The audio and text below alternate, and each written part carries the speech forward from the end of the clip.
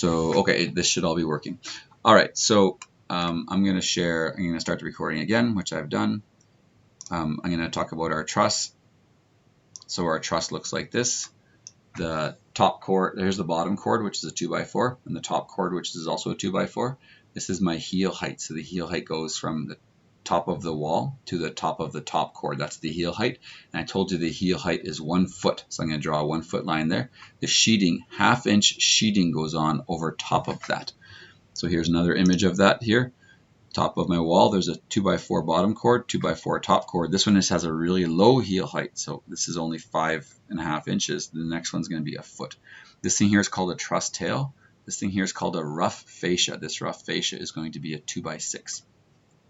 So I'm going to be drawing all this stuff for you. If you can't see my AutoCAD, please let me know. I think you should be able to now. So what I'm going to do is I'm going to offset 3.5 to get my bottom chord, and then I'm going to draw that 1 foot heel height. So I said in the sheet I want a 12-inch heel height, so there it is. And then when I draw an AutoCAD, I'm going to draw a 412 slope. So I'm going to go 12, 4, and that will give me a 412 slope. Well, this 1 foot heel height is to the top of the top chord. So now I want this to go down 3.5 inches because my top chord is a 2x4. My bottom chord is also a 2x4. The little thing that holds up the heel is also a 2x4. So these are all 3.5 inches. Now my overhang for this roof is going to be 24. So I take the outside of my sheeting and I offset it 24 inches. This is now going to be my overhang. And I can take that top chord and fillet it like this and then extend the other top chord out like that. So this is now a 24-inch overhang over here. The only thing I'm missing here is my sheeting. So I want to offset 1/2 inch. So the sheeting goes on top of a truss. Now I'm going to extend this line up because I want my fascia to be in line with the edge of my sheeting. My fascia is the thing that goes on the edge of a house. It is 2x6, so it's a 1.5, 5.5. I went 15. So it's going to be a 1.5, 5.5. So that's a 2x6. I'm going to take that 2x6, I'm going to put it right here. So that 2x6 is where the sheeting hits the edge of the house. So my fascia later on is just going to be a 5.5 inch fascia, which makes perfect sense. I'm going to trim all this stuff up. So now I have my top chord coming past my house.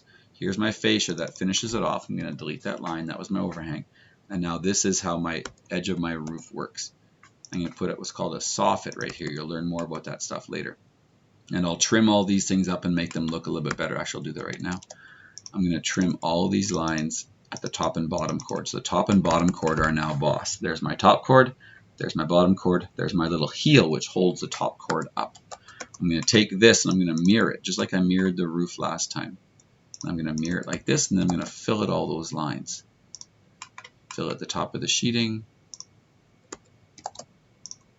fillet the top of the top chord, and fillet the bottom of the bottom chord. So there's my angled roof. Well, what's interesting here is that this roof is this one that I'm drawing right here. It's the exact same roof. So if I take the lines from this roof here that I've already drawn, remember everything lines up, right? Everything is lining up perfectly. And I can trim this and then just connect these lines. So remember how we had a 5-foot ridge up top? I'm going to draw that exact same ridge right here, essentially like this. And then get rid of these lines. Well, how long do you think that line right there is? It's 5 feet. Because that ridge that I see, what I'm doing is I'm cutting a section through this. So I will see that 5-foot ridge, just like I have a 5-foot ridge right there. That's how we draw our roofs for now. That will be good. Okay, stairs are next. So when we do our stairs, we need to do a few different things. So I told you the other day the maximum riser height you can have is 8 inches. It's actually 7 7/8, but let's use the number 8. So I'm going to draw a line from here to here. When I'm doing my stairs, I need to go from where my feet go on the main floor to where my feet go in the basement. That's the height of my stair. So I draw a line from where my feet go to where my feet go. And if I click on that line, that thing is 8 foot 8 3/4. Well, I need to get that in inches because I need to divide that by inches. So to convert 8 foot 8 3/4 inches, I go 8 times 12 because that's 8 feet. That gives me 96. and then I add 8.75, which is 8 3/4. That gives me 104.75. The risers can never be more than 8 inches, so I divide that number by 8, which is the maximum riser height. It gives me 13.09. I can never be more than 8 inches, so it gives me a very, very minimum of 13.1 inch risers. I can't have 13.1 risers, so I need to round that up to 14 risers. So what I've done is I've taken this line right here, which goes from where my feet go to where my feet go. I've gotten the total length of it and converted that to inches. So it's 8 foot 8 3/4. I go 8 times 12 is equals 96 plus 8.75 is equal to 104.75 and divide that by 8. It gives me 13.1. I need more risers than that. So what is more than 13.1? 14. It needs to be a round number. So what I do now is I do a command I haven't done before, and it's called divide. And I'm going to take this line and I'm going to divide it. And how many times am I going to divide this line? I'm going to divide it 14 times because I need to come up with each individual riser. Now I have no idea what it is from this node to this node. If these big nodes don't show up, you should have a little dot that is actually showing up. If you don't have, if you want to snap to this little thing, your node has to be on right there. So I just typed in O snap. Your node needs to be on. And then when you draw this new line, it'll snap to that line. So I'm going to draw a line from here to here. That is my individual rise. Now what are the runs? The runs are, I think I told you this, the runs are 9 inches. So from here to here is 9 inches. So I'm going to draw one rise. Where did I draw it? Right there. I drew that rise right here. And I'm going to draw one run. What are the runs? They are 9 inches. So all I need is one rise and one run. So I'm going to erase all these nodes. Now I'm going to erase that line. I don't need this big line. I don't need any of these nodes. I can erase all this. The only thing I want to leave is that rise and that run. There's the rise and there's the run. Okay, now this floor plan can start informing this section. I know my stair starts right there. So I'm going to draw a line from there and put it there. Now I'm going to take this rise and run and line it up with that stair. So here's my first rise, which is in the exact same location as my first rise right here. Watch what happens. Because this is the exact same, I've used the divide command and divided it equally. Now if I just copy like this, copy all of these, what should end up happening is this run should land right on the slab. One of them got way goofy up there. That's okay. This run should land right on that slab. And you see that it did because it was divided perfectly. I can delete that last run. I don't need it. But then what happens, and this is my, I'm going to go from this very last rise and see if it lines up with that very last rise I drew my plan. So you might have noticed in your plan, I'm going to pull this up just for a sec. In your plan, there was two little hidden lines drawn right there. There was two hidden lines, one there and one there. Those are runs that you don't see. So those are, you know, they're hidden because they're under the floor. You don't see them, but those are right here and right here. So you see that that line I just took up from the bottom lines up perfectly with that run right there. Now there's no way you would have known what these were.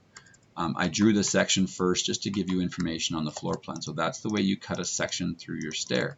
Is you take the distance from the top to the bottom, you divide it by 8, and then you round up to the next riser. The answer we got was 13.09. You can't have 0.09 of a riser, so you have to round up. So I took that distance from here to here, and then I used the divide command. I divided it by 14 because that is greater than 13, and that gave us our rise height. Your individual rise height is this. It is 7 and 1/23/256. So don't do that. Do it the same way I did it, and then you'll be able to cut a section through there. Last thing I want to do is I want to take this section and make an elevation. So we're going to copy this section over. So remember how all of our drawings are lined up: roof, basement, main, section. Well, now we're going to start lining them up left to right because these elevations matter. So this section is exactly what I see. this outside of the roof and stuff is exactly what I see in elevation, except for now, instead of cutting a line through it, I'm seeing it from the outside. So I'm going to erase all this stuff. Make sure you copy it. And I'm going to do the same thing I did with my basement floor plan. I'm going to erase everything except for the outside of the exterior walls. I'm going to keep the outside of my exterior walls. Now I've got a couple lines here. I'm going to delete that one. I'm going to end up deleting that one. That's just my floor height. Depends how you did it. So what I'm left with, a diagram of my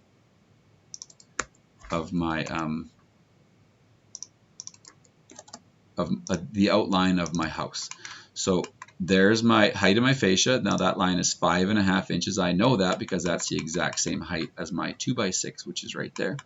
And I got my ridge up top. Of course, that's 5 feet because it's the exact same thing. Now there's two things that I haven't shared with you so far. So I need you to write this down. I'm going to say them here and then maybe I'll type them up somewhere. This is the height of my foundation. Well, I need to come up with a height of dirt.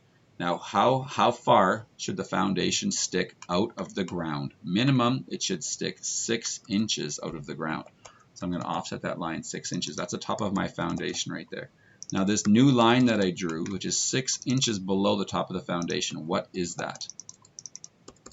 That's the dirt. That's called grade. That's where the grade hits the house. And I want my grade to extend 3 feet past my house. I'm just going to take the outside of my wall, extend it over like this. Extend my grade over like this. This is where my dirt hits the house. So everything below here, I can't see. If I can't see it, what do I do when I can't see something? I draw it as a hidden line. So right now my grade is extending 3 feet past my house. I just offset that. And then I'll use the match properties command and I'll make all that hidden. So that foundation below grade now is hidden. I don't see it.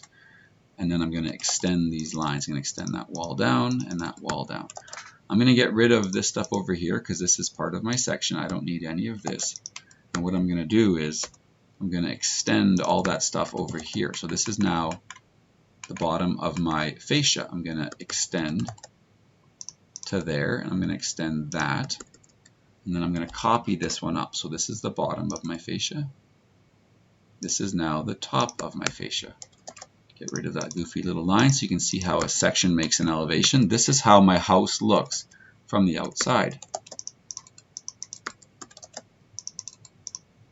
That's how you turn a section into an elevation. So this is what my house looks like. So what I did is these overhangs, this is what we see when we see the edge of a house. This is what we see when we see this. See that? So a section through it looks like this. Looks like that, but when you see it in elevation, it just looks like that. Now, usually we end up putting an eaves trough off of there, which we'll end up doing, but that's what I want you to do. Now, the final thing you need to do to make this elevation work is you need your windows and doors and your walls. So what you do is you go back up to your main floor. So what I'm doing is I'm looking at this elevation I'm drawing here is the front, because it's in the exact same orientation of that section. So what I'm going to do, I'm going to do this. I'm going to copy that wall, this window, that wall, this door, that wall, this window, and that wall. Now if I take those things and I do a base point right there, I just took the base point right from the corner, and then I specify a second point and I plunk them in right there. It's the exact same width, right? See how that wall is right there? This wall is right here. Now all I do is I draw in my doors and windows. So I can draw this wall, looks like this. I'm going to erase the top of that wall because the top of that wall stops the underside of the fascia. And then I end up drawing in my door and I draw in my windows and I'm done. The doors and the windows are 8 feet from the top of the main floor plan. Now, how do you know where the top of the main floor is? The top of the main floor is right there. And this right elevation is directly beside that section. It's the exact same height. It's the exact same drawing. So if your section is wrong, your elevations are also wrong. So get that section correct. And I know I went through it fast. I know it's the first time you've seen it, but let's do our best to kind of make this happen. There's the top of my floor. Where are the top of my windows and doors? They are 8 feet above the top of the floor. So my windows and doors will be hung right there. Where are the windows and doors located? They're located right here. So now I just draw lines down, use these. Now, instead of cutting these windows and doors in plan, I'm now showing them in elevation. That's what I would like you guys to to try. Now that's a lot of information. I'll obviously post this to YouTube, and then you've got quite a few days to work on this. Ask me any questions you want, but give this a try. And then on Monday, we'll continue to work on this on Monday. So Monday should be a lot of question asking and trying this over the weekend. It doesn't need to be done for Monday, but do your best to get as far as you can. All the best. Hopefully that goes well.